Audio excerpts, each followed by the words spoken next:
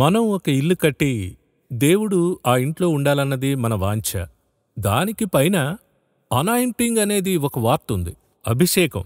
ఒకరిపైన అభిషేకం అంటే ఆయన ఒక ఇంటిని కట్టి, దేవుడే ఒక ఇంటిని కట్టి, ఆ ఇంటిలో ఆ అభిషేకం ఉండాలని ఆయన ఇష్టపడుతున్నాడు. సో 2 పార్ట్స్ ఉన్నాయి. ఇప్పుడు మన గత కార్యక్రమంలో మోషేపై అభిషేకం ఉంది. కారణాలు పలు విధాలుగా ఉన్నాయి. దీని గురించి మనం మాట్లాడుకున్నప్పుడు ఈ కార్యక్రమంలో మనం మాట్లాడుతూ ఉన్నారు. దేవుడే మిరియాం వద్దకు, అహరోను వద్దకు దిగి వచ్చి, ఎలా నా సేవకుడు విరోధంగా, వారు ముందు విరోధంగా మీరెలా మాట్లాడారు అన్నంత వరకు దేవుడు వైరాగ్యంగా మాట్లాడాడు అనే విషయం మనం చూసాం. ఎలా దీన్ని మనం అర్థం చేసుకోవాలి? దేవుని ఇల్లు అని మనం చెబుతున్నాం. ఎవరి ఇంట్లో ఎవరున్నారు? అభిషేకం అనేది ఎలా అర్థం చేసుకోవాలి? మనం గత ఎపిసోడ్లో ముగించేప్పుడు ఏం చెప్పుకున్నాం అంటే, దేవుడు మోషేను గురించి సాక్ష్యం చెప్పాడు. అది గొప్ప విషయం. బట్ దేవుడు ఉత్తనే ఇచ్చాడు సాక్ష్యం కదా. ఇప్పుడు మీరే ఒక వ్యక్తిని చూసిన వెంటనే సాక్ష్యం ఇవ్వాలి. ఇస్తే తప్పుగా ఉంటుంది. అవును. అతను వచ్చిన తర్వాత చూసి తెలుసుకుని సాక్ష్యం చెప్తాడు. అతని క్యారెక్టర్, అతనితో సహవాసం అన్ని చూసే మనం చెప్పగలము. నినవే ప్రజల నిమిత్తం దేవుడు పశ్చాత్తాప్తుడవుతాడు. ఎప్పుడు మానుకుంటాడంటే, వాళ్ళు ఉపవాసం ఉన్న తర్వాత చెప్తున్నాడు, చూడు వాళ్ళెంతగా తగ్గించుకున్నారంటాడు. వారి సిన్సియారిటీని చూస్తున్నాడు. ఆయనే నాశనం చేయాలనుకున్నాడు. ఆయనే చెప్పాడు వీళ్ల పాపం అధికంగా ఉందని. ఆహాబు రాజు కూడా అదే విధంగా ఎంతో మోసమైన రాజుగా ఉంటాడు. దేవుడు చెప్పిన వెంటనే ఏడుస్తాడు. అది చూసి దేవుడు చెప్తున్నాడు, నాకు వినయం కావడం చూసావా అంటాడు. అదేలా నెబుకద్నెజర్ విషయంలో ఇలాగే ఉంటుంది. అదేలాగా చూస్తాం. అప్పుడు గాడ్ ఏం చేస్తున్నాడంటే, తానొక విషయం చెప్పినా దానికి నమ్మకంగా ఉన్నాడనేది చూసే కన్ఫర్మ్ చేస్తున్నాడు. ఊరికినే ఒకరిని దేవుడు హెచ్చించడమో లేక ఊరికినే ఆశీర్వదించడం కాదు. దాని వెనుక ఒకటి ఉంది. బట్ అది 2 పార్ట్స్. హెచ్చించిన తర్వాత ఎలాగ ఉంటాడు? దావీదు గొర్రెలు మేపుతున్నప్పుడు అతని దేవుడు హెచ్చించాడు. అలాగే ఎలుకబంటి సింహముతో తను పోరాటం చూసి హెచ్చించాడు. హెచ్చించిన తర్వాత ఎలాగున్నాడు అనేది 2వ పార్ట్. ఆ తర్వాతే దానికైనా ఆత్మీయ అభివృద్ధి ఉంటుంది. ఇది బైబిల్ లెక్కగా ఉంచుకోండి. అలాగుంటున్నప్పుడు మోషేను గుచ్చి దేవుడు మాట చెప్తున్నాడు. అతడు నా ఇల్లంతటిలో నమ్మకమైన వాడు అని చెప్తున్నాడంటే, అతను ఎలా నమ్మకమైన వాడుగా ఉన్నాడనేదే మనకి అవసరం. ఎందుకు దేవుడు ఆ స్టేట్మెంట్ చెప్తున్నాడు? ఎందుకు చెప్తున్నాడు? ఎందుకంటే సాధారణంగా మనం దేవుని నుండి సాక్ష్యం పొందాలనుకుంటున్నాం. గాడ్ నుండి బ్లెస్సింగ్ పొందాలనుకుంటున్నాం. వారిని ఆశీర్వదించాడు, మనల్ని ఆశీర్వదించాలి. వారికి వాగ్దానం ఇచ్చాడు, మనకి వాగ్దానం ఇవ్వాలి. ఇప్పుడు మోషే నిమిత్తం ఆయన ఉత్సాహాన్ని చూపుతున్నాడు. ఎలా చేయగలిగాడు? ఈ ఆశ మనకి ఉంది. మనపైన వేలెత్తితే వెంటనే దేవుడేం చేయాలి? వారిని ఇలా చేయాలి, అలా చేయాలనే ఆశ ఉంటుంది. కొందరు నాకై దేవుడు యుద్ధం చేస్తాడని చెప్తున్నారు. బట్ ఉత్తినే కాదు, దాని వెనుక మీ యొద్ద నుండి ఒక క్వాలిటీ ఎదురుచూస్తున్నాడు. అదే మనము మోషే నుండి నేర్చుకోవాల్సిన ఒక ముఖ్యమైన విషయం. The key turning point. అది లేకుండా గాడ్ దిగి ఏం చేయలేడు. చూడండి, ఇంకా చెప్పాలంటే ఒక సేవకుడు నాతో ఇలా చెప్పారు, అశ్విన్ ఈ స్టేట్మెంట్ ఎలా అర్థం చేసుకోవాలి అన్నారు. ఏ స్టేట్మెంట్ అని అడిగాను. Without test there is no trust. అదేంటంటే నో టెస్ట్ నో ట్రస్ట్ అన్నారు. ఎలా ఇది ఎలా వర్తిస్తుంది? 100% నిజం అది.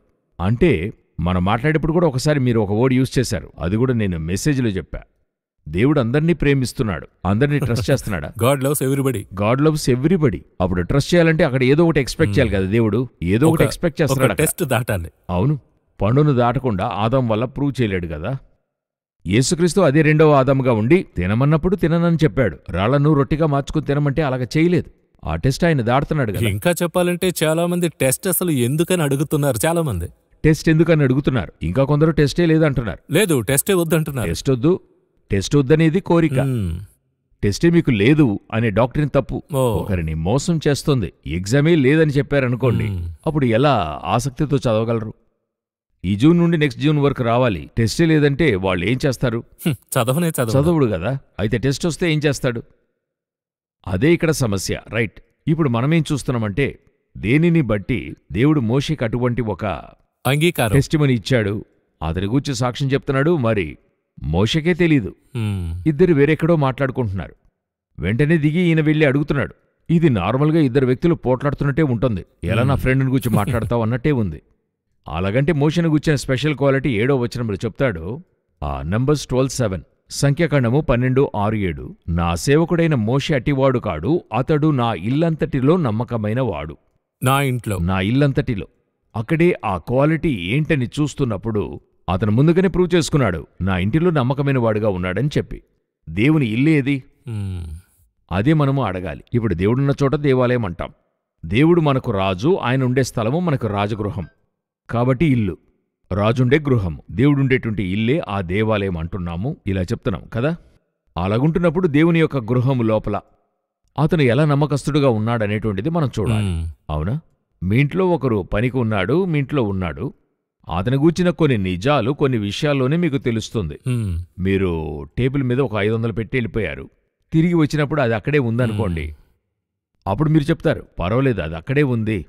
అదే 500 అతను తీసుకుని ఉండడు, అది గాల్లో ఎగిరిపోయింది. ఆటోమేటిక్ ఏమనుకుంటారు, అతను తీసుకుని ఉంటాడేమో అనే తాట వస్తుంది కదా. అలాగే ఇతడు నా ఇల్లంతటిలో నమ్మకస్తుడు అంటే మోషే దగ్గర ఏం క్వాలిటీ ఉందంటే నమ్మకత్వం ఉండింది. బైబిల్ చెప్తుంది, నమ్మకమైన వారికి దేవునులు మెండుగా కలుగును.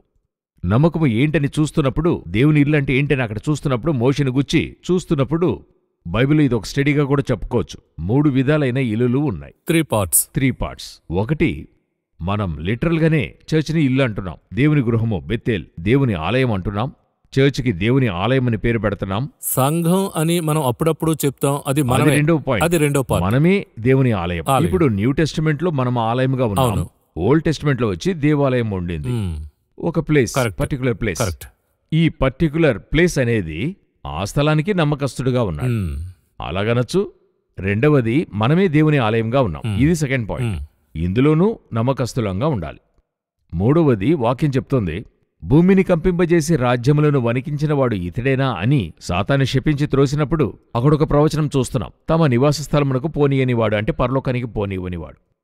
దేవుడు మన కొరకు సిద్ధపరిచినది. నేను మీ కొరకు స్థలం సిద్ధపరిచదను. ఇప్పుడు దానికి నమ్మకమైనవాడు. అది ఎలాగనేటువంటిది 3 విషయాలు మనం చూద్దాం. సో 3 పార్ట్స్ చెప్పారు. 3 పార్ట్స్ ఉన్నాయి. ఫస్ట్, మోషే కాలములో ఆలయమన్నది ప్రత్యక్షపు గుడారం, టాబర్నకల్, అదే ఉండింది. అది దేవుడే ఇస్తున్నాడు. అదే అక్కడ ఒక పెద్ద ఆశ్చర్యం.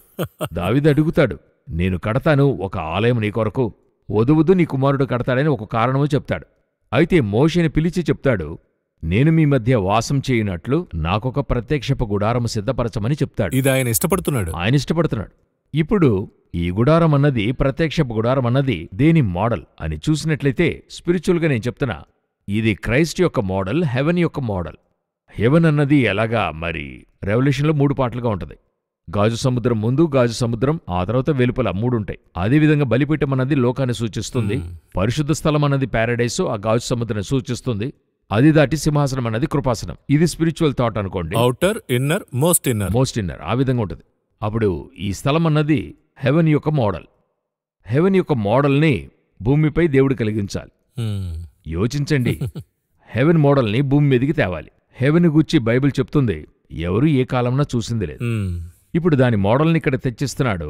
మోషేతో చెప్తున్నాడు, కొండ మీద నీకు కనపరచబడిన వాటి రూపము చొప్పున వాటిని చేయుటకు జాగ్రత్త పడమంటున్నాడు. ఇప్పుడు అందులో మీరు ఒక తప్పు చేసినా హెవెన్ తప్పు చేసినట్టు అవుతుంది. చాలా జాగ్రత్తగా ఉండాలి. 2 సార్లు మోషేతో చెప్తాడు, నేను కనుపరిచిన రీతిగా చేయుటకు జాగ్రత్త పడుము అంటాడు. కేర్ఫుల్గా ఉండమంటాడు. ఎందుకంటే ఇది నా మోడల్ కాబట్టి జాగ్రత్తగా ప్రాపర్గా హ్యాండిల్ చేయము. మీరు బాగా యోచించండి. చాలా మంది ఆర్కిటెక్ట్స్ మీకు ప్లాన్ వేసిస్తారు. అది ప్రాక్టికల్గా కడుతున్నప్పుడు కొన్ని సమస్యలు ఎదురవుతాయి. కొన్ని అంగుళాల్లో సమస్య వస్తుంది. కొన్నిసార్లు ఈ కట్టేవారు ఉంటారు, ఆ మేస్త్రి ఉంటాడు. అతనేమంటాడు, సార్ ఇది కట్టలేం సార్ అని చెప్తాడు. ఈ ఆర్కిటెక్ట్ ఏమంటాడు, నేను వేసిచ్చాను, ఏంటంటే అకాడమిక్ సైడ్ క్వాలిఫైడ్ ఇతను, బట్ అతనికే ఎక్స్పీరియన్స్ ఉంటుంది. ఇతను చిత్రం గీసిస్తాడు, నేను చెప్తాను నువ్వు చేయమంటాడు. కట్టిన తర్వాత అడ్డుకుని ఉంటాయి. సో ఈ విధంగా ఇది కట్టడం అనేటువంటిది 100% సాధ్యమైంది కాదు. అందులో 1%, 0.5% మిస్టేక్ అయ్యే అవకాశం ఉంది. ఇప్పుడు ఈయన ఒక ప్లాన్ ఇస్తున్నాడు, హెవెన్లీ ప్లాన్. హెవెన్ యొక్క మోడల్ అది. ఇంకొక మెట్టు పైకెళ్తే అది క్రైస్ట్ యొక్క మోడల్, రానున్న క్రైస్ట్. యేసుక్రీస్తు వేదవాక్యం నన్ను గూర్చి సాక్ష్యం ఇస్తుంది అంటాడు కదా, అది పరిశోధించమంటాడు. అప్పుడు ఆ బలిపీఠము యేసును సూచిస్తుంది, బలి పశువు యేసును సూచిస్తుంది. ఆ తర్వాత మహాపరిశుద్ధ స్థలం ఆయన సింహాసనాన్ని సూచిస్తుంది. నిబంధన మందసము యేసును సూచిస్తుంది. అందులో ఉండే 2, ఒకటి మన్నాగల బంగారు పాత్ర, చిగిరించిన అహరోను చేతికర్ర ఉంటుంది, నిబంధన పలకలు ఉంటాయి. మన్నాగల బంగారు పాత్ర న్యూ టెస్ట్మెంట్ సూచిస్తుంది, ఆ పలకలు ఓల్డ్ టెస్ట్మెంట్ సూచిస్తుంది. ఇవన్నీ కూడా యేసును సూచిస్తాయి. పూర్తిగా దీని వెనుక ఫుల్లీ 100% హెవెన్ యొక్క అంతరార్థం. ఇంకా చెప్పాలంటే 0% ఎర్రర్. 0% ఎర్రర్. ఈ 0% ఎర్రర్ని తప్పైన అంటే మనిషి తప్పైనవాడు. అవునా? ఆదం తర్వాత అటువంటి మనిషి దగ్గర అప్పగించి చేయాలంటే చూడండి, అప్పుడు ఎన్ని టెస్టులు దాటాలి. ఇప్పుడు మీరు చూడండి, ఈ లోకములో ఉండే ఈ ప్రత్యక్షపు గుడారాన్ని లిటరల్గా యేసు చేసి చూపిస్తున్నాడు. అవును. ఆయన బలి అవుతున్నాడు. అటు తర్వాత ప్రత్యక్ష గుడారం లేదు, ఎందుకంటే యేసు ఫినిష్ చేశాడు. అవును. లా ముగిసింది. యేసుక్రీస్తు వల్ల లిటరల్గా చేయవలసిన ఒక పనిని షాడోగా చూపించడానికి ఒక మనిషి కావాలి భూమిలో. ఆ వ్యక్తిని మీరు ఎలా చెక్ చేసి ఎంపిక చేస్తారు? అప్పుడు ఏలాగున దేవుని దృష్టిలో ఆయన ఒక యాంగిల్లో చూస్తూనే ఉన్నాడు. అవును. అదేంటంటే సేవకులను చూస్తూనే ఉన్నాడు, ప్రజల్ని అందరినీ చూస్తూనే ఉన్నాడు. ఇప్పుడు మోషే ఒక ఇంజనీర్, మర్చిపోకూడదు. రామ్సేస్ ఊరు కట్టినవాడు. బిగినింగ్ పార్ట్ లో 40 years ఆఫ్, మీరు 7th chapter ఆఫ్ యాక్ట్స్ లో మీరు చూడగలరు. ఫారో ప్లీజ్డ్ గా ఉన్నాడు. అవును. ఆ మోసెస్ దగ్గర మీరు ఒక కాన్సెప్ట్ ఇస్తున్నారు. ఇందులో ఉన్న ప్రాక్టికల్ సమస్య ఏంటో తెలుసా? యాక్చువల్గా ప్రాక్టికల్ సమస్య ఉంది. ఏంటని అడిగితే, మీరు ఒక చిన్న పని చేసే వ్యక్తితో పెద్ద పని ఇస్తే తను ఇంట్రెస్ట్ అవుతాడు. అవును, మనల్ని నమ్మి ఇంత పెద్ద పని ఇచ్చారే అని చెప్పి ఓల్డ్గా నేను చెప్పాను. అవునవును, ఎంకరేజ్ అవుతున్నాడు. ఎంకరేజ్ అవుతారు. పర్వాలేదు మనల్ని నమ్మారని చెప్పి. అయితే లిటరల్ గా చూస్తే, సైజు ప్రకారంగా చూస్తే ఇది చిన్న పని. అది కంపేర్ చేసి చూస్తే, దాంతో కంపేర్ చేస్తే ఫరోక్ ఒక సిటీయే కట్టాడు, రామ్సేస్ కి ఒక సిటీయే కట్టినట్టుగా హిస్టరీలో ఉంది. అవును, అటువంటి ఒక వ్యక్తి దగ్గర ఒక 300 మోర్లు, 450 feet ఒక టెంట్. ఆనాడైతే పిరమిడ్ కట్టగలిగిన కాలఘట్టం అది. గ్రాండ్గా కట్టేది. ఆ కాలఘట్టంలో ఒక టెంట్ కట్టమంటున్నాడు. ఇప్పుడు మీరు యోచించండి. ఇప్పుడు మీరు ఓల్డ్లో ఉండే బెస్ట్ ఆ కన్స్ట్రక్షన్ కంపెనీని పిలిచి, మా ఇంటి కాంపౌండ్ వాల్ విరిగిపోయింది, అది సరిచేసిస్తారంటే, ఓల్డ్లో ఉండేటువంటి బెస్ట్ కంపెనీని పిలిచి అడిగితే వాళ్ళు మనల్ని చూసి ఏమనుకుంటారు? అటువంటి విషయమే ఇది. లోక ప్రకారంగా చూస్తే నేను చెప్తున్నా, స్పిరిచువల్గా కాదు. అయితే స్పిరిచువల్గా చూస్తే ఇటువంటి ఒక ప్రాజెక్ట్ ఇవ్వడానికి అటువంటి వ్యక్తి భూమిలో లేడు, ఒకే ఒక మోషే తప్ప. ఎందుకంటే నేను హెవెన్ యొక్క మోడల్ తెస్తున్నా, మినియేచర్గా తెస్తున్నా. మీరు ఎప్పుడన్నా చూశారంటే పెద్ద ప్రాజెక్ట్లో ఒక మినియేచర్ చేస్తారు. ఆ మినియేచర్ చేయడానికి ఒక వ్యక్తి అవసరం. అతను ఎవరై ఉండాలని అడిగితే 100% టెస్ట్ చేయబడినవాడు. అందులో ఫస్ట్ పాయింట్ ఏంటంటే, ఇతని తెలివి ఏది కూడా అందులో యూస్ కాకూడదు. దేవుడు చెప్పింది దేవుడు చెప్పినట్లు కరెక్ట్గా ఇంప్లిమెంట్ చేసే వ్యక్తులుండాలి. ఇతడే వెళ్ళి ఏదో ఒకటి యాడ్ చేసి తగ్గించో ఏది చేయకూడదు. ఎందుకంటే బెస్ట్ కడదాం, ఎందుకంటే నేను రామ్సేస్కి అలా కట్టాను. ఇప్పుడు డేవిడ్ ఏం అడుగుతున్నాడు? నేనే చక్కటి నివాసములో ఉన్నాను, దేవునికి ఎంత గొప్పగా కట్టాలనుకున్నప్పుడు దేవుడు అది వద్దంటున్నాడు. దేవునికి ఏంటంటే నువ్వెంత గొప్పగా చేస్తున్నావు అనే దానికంటే ఎంత స్పిరిచువల్గా చేస్తున్నావు అనేది ముఖ్యం. ఇప్పుడు ఈరోజు చూడండి, దేవుడు ఇదే విధంగా అనేకులకు ప్రాజెక్ట్ ఇస్తున్నాడు అనుకోండి. అనేకులు చెప్తుంటారు, దేవుడు నాకు, నేనిది ప్రత్యేకించి పాస్టర్స్, ఇవాంజలిస్ట్ అని కాదు, సేవకులు అందరికీ. ఇప్పుడు బిబ్లికల్గానే వెళ్దాం, లేదంటే వెంటనే నన్నే కార్నర్ చేస్తున్నారు అనుకుంటాను. నోవాహుతో ఓడ కట్టమంటున్నాడు. అవును, నెహెమ్యాకు ప్రాకారం కట్టమంటున్నాడు, మోషేకు టెబర్నకల్ కట్టమంటున్నాడు. ఒక్కొక్కరికి ఒక కన్స్ట్రక్షన్ ఉంది. ఇదొక మినిస్ట్రీ అనుకోండి, బైబిల్ ప్రకారం ఒక పిలుపు. అప్పుడు ఆ కన్స్ట్రక్షన్ చేసేప్పుడు గాడ్ చెప్పింది 100% ఆ కన్స్ట్రక్షన్లో ఉందా? ఇదే ఇప్పుడు ప్రశ్న. మీకిలాంటిది కన్స్ట్రక్ట్ చేయమని దేవుడు ఇచ్చాడనుకోండి, అది చర్చ్ కానివ్వండి, లేదంటే మినిస్ట్రీకి అవసరమైన స్థలం కానివ్వండి, బైబిల్ కాలేజ్ కానివ్వండి, వాట్ ఎవర్ ఇట్ ఇస్. ఇంకా చెప్పాలంటే అపోస్తలు పౌలు ఊరు వెళ్ళి అక్కడ ఒక కన్స్ట్రక్షన్ జరుగుతూ ఉంది. అది ఒక స్పిరిచువల్ కన్స్ట్రక్షన్. అలా కట్టమని చెప్పినప్పుడు మీరు దేవుడు చెప్పేది 100% కడుతున్నారా? అందులో మధ్యలో మీ యొక్క ఐడియాస్ లోనికి వస్తాయి, చాలా ఇన్పుట్స్ వస్తాయి. మీకు అవసరమైన వాళ్ళు ఆలోచనలు ఇస్తారు. అనేక మంది ఒకవేళ ఆరంభిస్తున్నప్పుడు కూడా గాడ్స్ విషయంతో ఆరంభిస్తారు. బట్ తర్వాత చేసేవన్నీ కూడా దేవుని యొక్క తన్మయమై ఉందా, గాడ్ యొక్క గైడెన్స్ లో ఉందా అనేది చూడాలి. అలా ప్రారంభించేప్పుడు ఇద్దరులోనికి వస్తారు. సార్ ఇలా మార్చి పెడితే ఇంకా సూపర్గా ఉంటుందంటారు. అది చెప్పేవారు కూడానే ఉండేవారుగా ఉంటారు. అవును. అప్పుడు అబ్రహాంని వెళ్ళమంటే వెళ్ళిపోయాడు. ఈ కథలో ఇంట్రెస్టింగ్ పాయింట్ ఏంటంటే శారా ఒక ఐడియా ఇస్తున్నాడు, ఆమె ఒక ఐడియా ఇస్తుంది, తండ్రి తేరహు ఒక ఐడియా ఇస్తాడు. అది ఫస్ట్ ఐడియా లేదు, అలా అని చెప్తున్నాను, కూడా ఉండేవారు చెప్తున్నారు, అది మనం నమ్ముతున్నాం. నమ్మడం అనేది అది దేవుని ఇల్లు అయితే ఇచ్చే ఐడియా దేవుని చిత్తంగా ఉందా అనే సెన్స్ మనకు ఉండాలి. ఎందుకని అడిగితే బెసలేయులు అనే వ్యక్తి ఉన్నాడు, గొప్ప జ్ఞానస్థుడు. అతనిలాగా అనేక మంది ఉన్నారు, జ్ఞానము గల స్త్రీలు ఉన్నారు, అందరూ ఉన్నారు. అంతమంది మోషేకి ఐడియా ఇస్తుంటారు. సహజమే. మోషే ఇలా చేద్దాం, దేవునికి చేస్తున్నాం, ఇంకా బెస్ట్గా చేద్దామని చెప్తున్నారు. అయితే దేవుడు చెప్తున్నాడు, నేను కనుపరిచిన రీతిలో చేయుటకు జాగ్రత్త పడుము. ఎందుకంటే అందులో 300 మూరలో 301గా పెడితే గాడ్ యొక్క హెవెన్లీ ప్లాన్ మారుతుంది. గొర్రెపిల్ల, నిష్కలంకమైన గొర్రెపిల్ల, లేక ఒక పెయ్య అయినా నిష్కలంకమైనదిగా ఉండాలి. అది పర్వాలేదు అని చెప్పి మీరు కాంప్రమైజ్గా వెళ్ళిపోతే ఆ చోట దేవుని యొక్క పూర్తి ప్లాన్ క్లోజ్ అవుతుంది. ఇక్కడ నా ఇల్లంతటిలో నమ్మకమైన వాడనే సారము ఫస్ట్ పాయింట్. అతని స్వీయ ఇష్టము కష్టము ఏది కూడా అందులో ఉండదు. ఇదే ఈరోజు మనం చేయవలసిన మినిస్ట్రీకి బేస్. నా ఇష్టం నా ఊరు అదంతా కాదు అని ఏది కాదు, ఇందులో మీరు ఏది కూడా చేయలేరు, ఏది కూడా చేయకూడదు.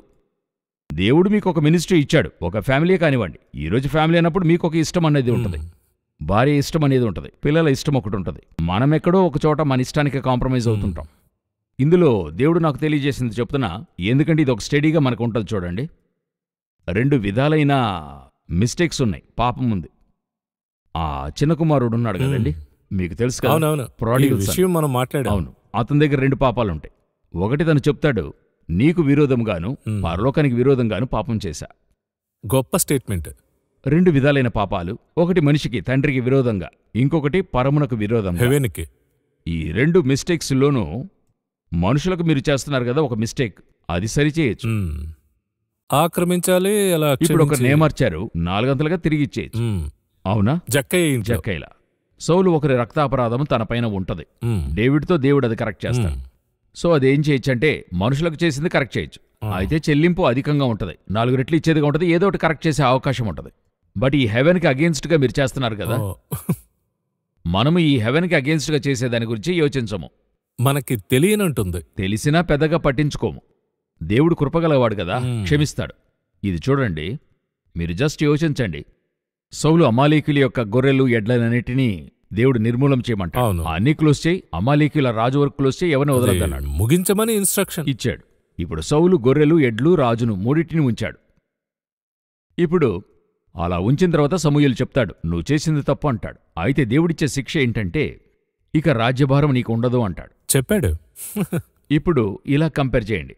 చాలామందికి ఈ డౌట్ ఉంటుంది. ఏం డౌట్ ఉంటుందంటే, డేవిడ్ చేసిన మిస్టేక్స్ను సౌలు చేసిన మిస్టేక్స్ను కంపేర్ చేసి చూస్తే సౌలు చేసిన అంత పెద్దగా లేదు. డేవిడ్తో కంపేర్ చేస్తే కంపారిజన్లో చెప్తాను, అది సరే, వరల్డ్లీ కంపారిజన్. దావీదు ఇలా కొన్ని విషయాలు చేశాడు, అయితే సౌలు ఎడ్లు గొర్రెలు అంతే కదా అనుకుంటే, యాక్చువల్గా అక్కడ ఏంటి ప్రాబ్లం అని చూసినట్లయితే, నేను చదివేప్పుడు నాకు ఆ సందేహం, ఏం చేశాడని ఆ రాజ్యభారాన్ని తొలగించాడు, ఇతనికి లేదు, తన కుమారునికి లేదు, వేరే ఇంకొకరికి ఇచ్చాడు, శుభ్రంగా తుడిచేశాడు, ఇచ్చేశాడు. అప్పుడు ఏంటి ఇందులో అంత పెద్ద బ్లండర్ మిస్టేక్ ఉంది అని చూసినప్పుడు, ఎక్సోడస్ 17లో మోషే దగ్గర దేవుడు ఒకటి చెప్తున్నాడు, ఈ అమాలేకీయులతో నాకు యుద్ధం ఉంటుంది, ఇది ఎంతో కాలంగా ఉంటుంది, ఎప్పటికీ జరుగుతుంటది. అయితే ఒకచోట అమాలేకీయుల పేరు ఆకాశం క్రింద ఉండకుండా బొత్తిగా తుడిచివేస్తానంటాడు. ఒక హెవెన్లీ ఆర్డర్ ఇస్తున్నాడు, ఒక హెవెన్లీ ఆర్డర్. మోసెస్తో ఇది ఫ్యూచర్లో జరుగుతుందంటాడు.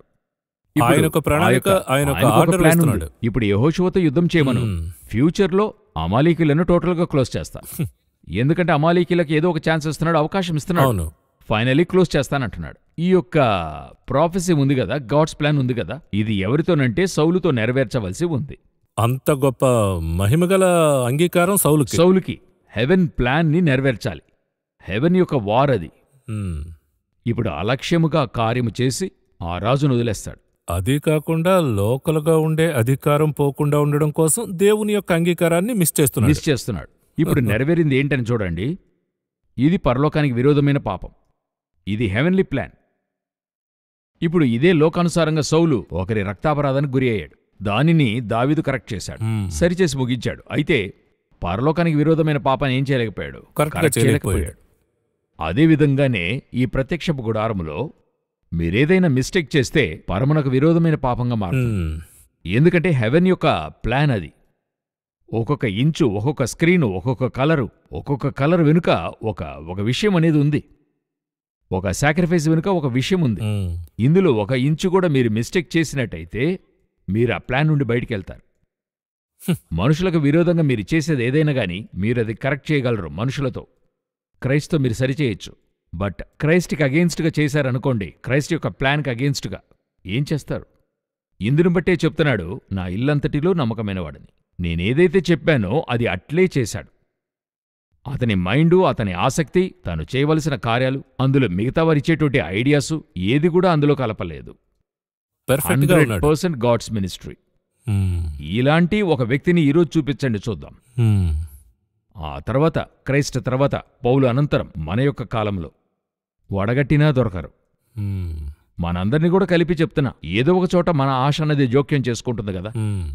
నేనెప్పుడు కూడా మన మెసేజ్లో చెప్తుంటాను, మన కాన్వర్సేషన్లో పిల్లల మీద మనకు ఒక ప్రీతి ఉంటుంది కదా, అక్కడ కూడా పరలోకానికి విరోధంగా తప్పు చేస్తాం. ఎందుకంటే అబ్బాయినో అమ్మాయినో అనుగ్రహించినప్పుడు మీకు ఒక ప్లాన్తో ఇచ్చుంటాడు.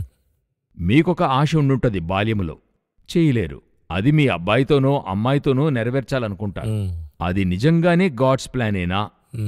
ఇప్పుడు ఆటోమేటిక్గా ఇతనికి హెవెన్ ఇచ్చిన ప్లాన్ని మీరేం చేస్తున్నారు? మార్చేస్తున్నారు. ఇప్పుడేమవుతుంది? హెవెన్ ప్లాన్ శుభ్రంగా మారుతుంది. ఇప్పుడు మోసెస్ని బిడ్డగున్నప్పుడు ఫరో ఇంట్లో లేకుండా ఉంచితే ఏమై ఉండేది? చనిపోయి ఉండేవాడు. అప్పుడు ఇన్ని లక్షల మంది, 6 లక్షల మంది విడుదల చేసే ప్లాన్ ఎవరి దగ్గర ఉంది? అది ఇక్కడ ఇవ్వబడింది. ఇప్పుడు అంతటికిని ఆ మిరియాము ఆమె తల్లియు చేసే పని వెరీ ఇంపార్టెంట్. ఇది మిరియాముకు కూడా తెలుసు. మిరియాముకు తెలుసు. అంతటి నమ్మకమైన వాడే ఇతడు. ఇతని దగ్గర నా యొక్క హెవెన్లీ ప్రాజెక్ట్ని అప్పచెప్తున్నానే, నేను దిగి ఒక ప్లాన్ ఇచ్చి చేయమని చెప్తున్నానే. ఈరోజు మనము అలా చేయగలుగుతున్నామా? ఇదే నమ్మకస్తుడు అన్నందులకైనా మొదటి పార్ట్. ఈరోజు హెవెన్ మనల్ని నమ్ముతుందా? మీరడిగిన అదే ప్రశ్నే. ట్రస్ట్ చేస్తుందా మనల్ని? Test and trust. ఇప్పుడు పలుచోట్లలో మనము ఇప్పుడు ఒక ప్రాజెక్ట్ దేవుడు మనకిస్తున్నాడు, ఆరంభించి మనమే డిజైన్ చేస్తున్నామా? దానిపైన మనం వేరేలాగా డిజైన్ చేసి, ఏంటి ఒకటి మన దేవుడు జెంటిల్ గాడ్. ఏంటంటే మీరు వేరే డిజైన్ చేస్తే అక్కడి నుండి తప్పుకుంటాడు. నువ్వు చూసుకో, నేను వెళ్ళిపోతాను. అది ఆయనకి అవమానం. నేనిచ్చిన ప్రణాళిక కదా అది. నువ్వు నీ ఇష్టానికి చేసుకుంటే నేనెందుకు అక్కడ? ఇప్పుడు సాధారణంగా ఇంట్లో పెద్దవాళ్ళు ఉంటారు, వాళ్ళు చెప్పేది తప్పుగా ఉంటుంది, మిస్టేక్గా ఉంటుంది. అయితే వారు చెప్పింది వినలేదంటే కోపగించుకుంటారు. అవునా? ఆ పైన వారు చేసింది తప్పు, అది ఇలాగ రాదు, అవన్నీ మీరు ఎక్స్ప్లెయిన్ చేస్తారు. అయితే ఆ చోట మీరు వినలేదంటే వాళ్ళకి కోపం వస్తుంది. నువ్వు ఎదిగిపోయావు, అయితే నా మాట వినవా నువ్వు, నీకేంటి అనేటువంటి థాట్ వస్తుంది కదా. ఈయన తప్పే చేయని పెద్ద మనిషి ఇంట్లో, ఈయనే కరెక్ట్ అయిన ఒకే మనిషి ఇంట్లో ఉన్నాడు. అతనొక అడ్వైస్ ఇస్తున్నాడు, అది వినము అని చెప్తే ఆయన ఎలాగంటే తిరిగి పోరాటం అంత కాదు, 2 సార్లు చెప్తాడు, సైలెంట్ అయిపోతాడు. అందువల్ల అనేక ఇండ్లలో వేసుంటారు సైలెంట్ లిసనర్ అని. సైలెంట్ అయిపోతాడు. ఎంత పెద్ద ప్లాన్ దేవుడు మన కోసం ఉంచున్నాడు. అందుకనే పరిశుద్ధాత్మను క్వెంచ్ చేస్తున్నాం. ఒక విషయం హెవెన్లీ ప్లాన్ని మన ఇష్ట ప్రకారం చేస్తే అది అలాగే అణిగిపోతుంది. అంటే క్వెంచ్ ప్రకారం చేస్తే పీరియడ్లో అట్లే ఆ ప్లాన్ సమాధి అయిపోతుంది. దానితో మీరు చేయనే లేరు. ఆడు తర్వాత మీతో చేయలేనని తీర్మానించుకున్నాడంటే అలాగా అంతకంటే దారుణమైన విషయం ఒకటి ఉంది. అది ఏంటంటే మీతో ఉన్న వ్యక్తితో చేపిస్తాడు. అవునా? అంటే మరో వ్యక్తితో కాదు, ఆయన ప్లాన్ జరగాలి. ఆయనైతే మనల్ని పెట్టి చేయిస్తున్నాడు. నేను తప్ప ఎవరూ లేరు, ఇదంతా హ్యూమన్. ఆయన యొక్క పెద్ద మెగా ప్రాజెక్ట్ లో నాకు ఒక పెద్ద పార్ట్ ఇవ్వడం అనేది ఒక పెద్ద విషయం. అదే కృప. సెలెక్ట్ చేశాడన్నది ఒక కృప. అలాగుండే పక్షమున ఆ ప్లాన్కి నేను సరి రావడం లేదు అని ఎప్పుడు అది కొంచెం వెయిట్ చేసి చూసి చేస్తావా, అలాగంతా అడిగి చేయలేమని చూసి వారి వల్ల కుదరదని తీర్మానించుకున్న తర్వాతే మరొక దగ్గరికి వెళ్తాడు. మనకెలాగుంటుందంటే మన ప్రాజెక్ట్ ఇంకోరు చేసేది చూస్తుంటాం. అలా జ్ఞప్తికి తెస్తాడు, ఇది నీదే, అతను ఎలాగున్నాడో చూడంట. నేను ఆ విషయంలో ఎప్పుడు కేర్ఫుల్గా ఉండాలని దేవుని దగ్గర ప్రార్థిస్తాను. నాకిచ్చిన పిలుపు నేను పరిగెత్తి ముగించాలి. నేనెందుకు పిలువబడ్డానో దానికి ముగించాలి. విశ్వాసం కొనసాగించి ముగించువాలి. పలు సమయంలో మీతో ఆరంభించిన ప్రాజెక్టులో మీరు ఉన్నారా లేదా సౌలుకే తెలియదు. 38 సంవత్సరాల ప్రాజెక్టులో లేడని. సెకండ్ ఇయరే దేవుడు తన్ని ప్రాజెక్టులు లేకుండా చేశాడు. మిగతా 38 సంవత్సరాల ప్రాజెక్ట్ లేకుండా ఉండాడు. బట్ కింగ్, నేమ్సే కింగ్. అంటే ఎన్ని సమస్యలు, ఎన్ని ఉపద్రవాలు. మిగతా 38 సంవత్సరాలు లేడు, ఇది అతనికి తెలియదు. ఈ విధంగానే అనేక మినిస్ట్రీస్ యొక్క తత్వం ఆ విధంగా వెళ్తుంది. అలా ఆ యొక్క దేవుడిచ్చినటువంటి ఆ యొక్క తమ యొక్క ప్లాన్, వాళ్ళ మీద ఉంచిన ప్లాన్. ఎందుకంటే వాళ్ళు అనుకుంటున్నారు నా మినిస్ట్రీ కానే కాదు, హెవెన్ ఆయన యొక్క ఒక మెగా ప్రాజెక్ట్లో ఒక ఇటికలాగా నా దగ్గర ఇవ్వబడింది. ఆ ప్రాజెక్టులో కోట్ల కొలది ఇటికలున్నాయి. ఇవంతా కూడా చేరే ప్రాకారం, ఒకటి కట్టి లేపుతున్నాను. బైబిల్ అదే చెప్తోంది, మనమందరమును సజీవమైన రాళ్ల వల్లే మందిరముగా కట్టబడుచున్నాం. అప్పుడు నేనొక రాయి, క్రోర్స్ అండ్ క్రోర్స్ ఆఫ్ స్టోన్స్లో నేనొక స్టోన్. ఈ స్టోన్ని ఎలాగా పాలిష్ చేయాలి, ఎలా సమకూర్చాలి, ఎందుకు ఒక ఉదాహరణకు హెక్సగన్ లాగా చూడాలనుకుంటే 6 వైపులా మీరేం చేసి ఉండాలి, అంచులు అలా చేసి ఉండాలి. ఆక్టగన్ అంటే 8 వైపులా ఉండాలి. ఇవన్నీ కూడా ఫిక్స్ అవుతాయి. ఇప్పుడు ఒకదానికొకటి కలుపుతున్నప్పుడు అన్ని సమానముగా ఉండాలి. నేను ఒకటి మాత్రం ఎక్కువగా పెట్టానంటే ఆ తర్వాత ఫుల్గా ప్రాజెక్టే వేస్ట్ అయిపోతుంది. ఇప్పుడు ఆటోమేటిక్గా ఆ రాయి తీసి వేరే రాయిని సమకూరుస్తాడు. ఇల్లు కట్టేటప్పుడు రాయిని అలా కొడతారు, అక్కడ ఆ రాయి సెట్ కాలేదంటే పడేసి మరొకటి తీసుకుంటారు, ఎందుకంటే వాళ్ళకి పని జరగాలి. అవును, ఈ రాయితో పోరాడుతూ ఉండలేరు, దాన్ని అంటించరు. అది వాడరు, దానికి బదులు వేరే వాడతారు. ఇదే మనము ఆ ప్రాజెక్ట్లో ఉన్నామా లేదనే విషయం. అదే మోషే యొక్క ఫస్ట్ పాయింట్, నా ఇల్లంతటిలో నమ్మకమైన వాడు. మొదటి పాయింటే ఇంత హెవీ సబ్జెక్ట్, అంటే ఎంత లోతైన అంశం ఇందులో ఉంది. మరి, ఆ లైట్గా మనం మాట్లాడలేం. దీన్ని మనమే చేస్తున్నప్పుడు ఎంత లెర్నింగ్ వస్తుందో చూడండి. ఎంతటి గొప్ప దేవుడు సాక్ష్యం ఇవ్వాలంటే ఎంత గొప్ప విషయం పాస్ చేసి ఉండాలి. ఆయన చిత్తాన్ని మిస్ చేయకుండా చేస్తున్నాం, గమనించండి.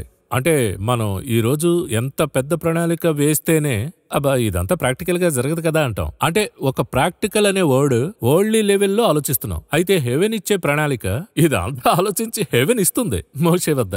హెవెన్ ఇస్తుంది. ఆ నమ్మకము హెవెన్ కి మోసెస్ మీద వచ్చింది. రావాలి, మరి రావాలి, వచ్చింది, చేసి ముగించాడు. నిర్గమకాండంలోనే అది కట్టి ముగించాడు. ముగించిన తర్వాతే చెప్తున్నాడు నా ఇల్లంతటిలో నమ్మకమైన వాడని. ఫస్ట్ పాయింట్ సక్సెస్ చేశాడు అతను. ఎలా మీకు ఇంత ధైర్యం వచ్చింది? అతని గూర్చిన విషయం మాట్లాడుతున్నారు.